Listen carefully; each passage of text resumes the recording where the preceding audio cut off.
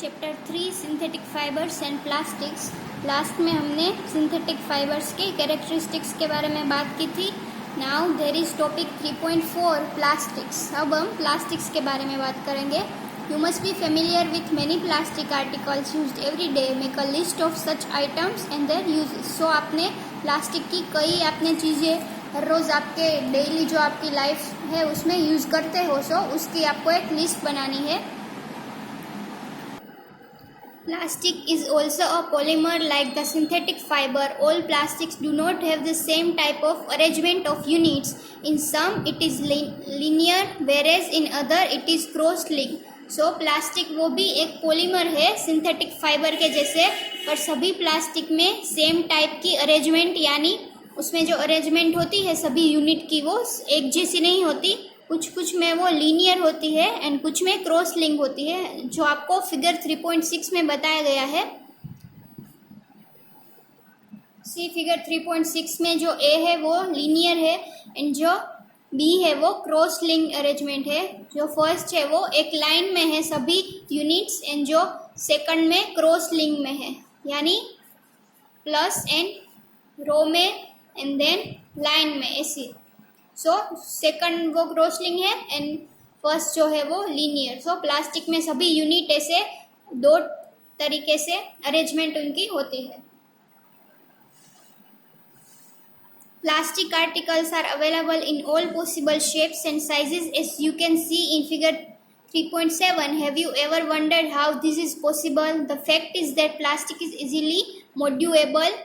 It can be shaped in any form. Plastic can be recycled, reused, colored, melted, rolled into sheets or made into wires. That is why it finds much of variety of uses. So plastic आपने देखा होगा कि plastic की आप कई चीज़ें घर में यूज़ करते होंगे। सो अलग अलग टाइप के प्लास्टिक की चीज़ें आपने देखी होगी, लाइक चेयर है या फिर टम्बलर है, कोई डोल है या ऐसी चीज़ें आपने देखी होगी। तो आपको पता चलेगा कि प्लास्टिक अलग अलग साइज़ में एंड शेप में प्लास्टिक की चीज़ें मिलती है। सो क्योंकि प्लास्टिक जो है वो बहुत ही ज़्यादा मॉड्यूलेबल है, यानी इजीली उसे कोई भी शेप में आप बना सकते हो। सो इसे रिसाइकल, रीयूज़, कलर, मेल्ट कर सकते हैं हीट से। तो इसे कोई भी चीज़ों में आप उसे ढाल सकते हो और कोई भी साइज़ की एंड शेप की चीज़ बना सकते हो प्लास्टिक को। इसलिए उससे कई सारी वैरायटी उसमें यूज़ होती है एंड कई तरीके की चीज़ें बन सकती है प्लास्टिक से। फिगर 3.7 में आपको प्लास्टिक की चीज़ें दिखाई गई है। Now try to bend a piece of plastic yourself. Can all the plastic articles be bent easily? आपको क्या करना है, प्लास्टिक का एक जो टुकड़ा लेना है। कोई भी अगर कुछ चीज़ टूट गई है प्लास्टिक की तो उसका टुकड़ा लेके उसको आपको बेंड करने की ट्राई करनी है। You will observe that some plastic articles can bend easily while some break down forced to bend. So आप जब तोड़ने की उसे बेंड करने की नॉट तोड़ने की बट बेंड करने की आप ट्राई करोगे तो आपको पता चलेगा कि कुछ जो प्लास्टिक है वो बेंड हो जाते हैं, पर कुछ प्लास्टिक जो है वो बहुत ज़्यादा फोर्स लगने के कारण टूट जाते हैं। Page number 37.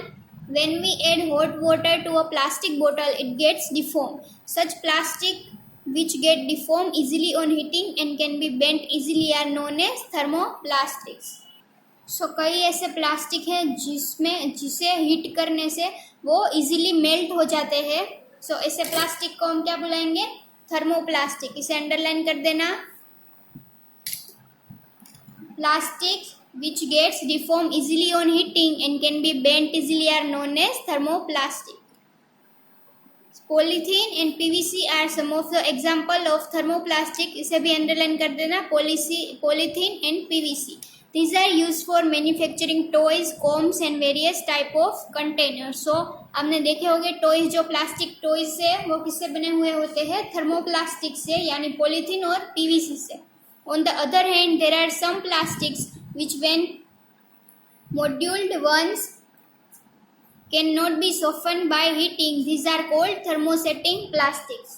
So दूसरे तरीके के जो प्लास्टिक है वो कैसे है, जिसे एक बार अगर मॉड्यूल कर दिया, एक बार बना दिया तो वो हीट करने से जल्दी मेल्ट नहीं होते। सो इसे हम बुलाते हैं थर्मोसेटिंग प्लास्टिक। इसे भी अंडरलाइन कर देना। thermoplastic and thermosetting plastics. Two examples are bakelite and melamine. Bakelite is a poor conductor of heat and electricity. It is used for making electrical switches, handles of various utensils, etc. Melamine is a versatile material. It resists fire and can tolerate heat better than other plastics. It is used for making floor tiles, kitchenware and fabrics which resist fire. So bakelite and melamine जो है वो किसके examples है? Thermosetting plastic के. सो उसके आपको characteristic आपको दिखाई गई है बेकेलाइट की एंड मेलामाइन की, कि वो जो बेकेलाइट है वो poor conductor of heat and electricity है और वो क्या बनाने में काम आता है? Electric switches, handles of various utensils. And जो मेलामाइन है वो वर्सेटाइल मटेरियल है. सो वो क्या बनाने में काम आता है? Kitchenware and fabrics which resist fire. Figure 3.8 shows the various uses of thermoplastics and thermosetting plastics. So आपको figure 3.8 बताई गई है.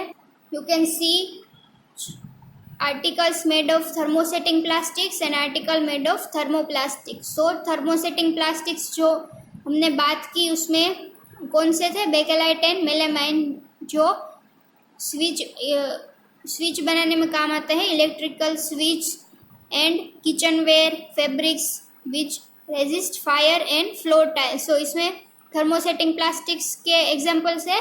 And then there is thermoplastic के एग्जाम्पल जो इजीली हीट करने पर जो मेल्ट हो जाते हैं, थर्मोप्लास्टिक. ओके.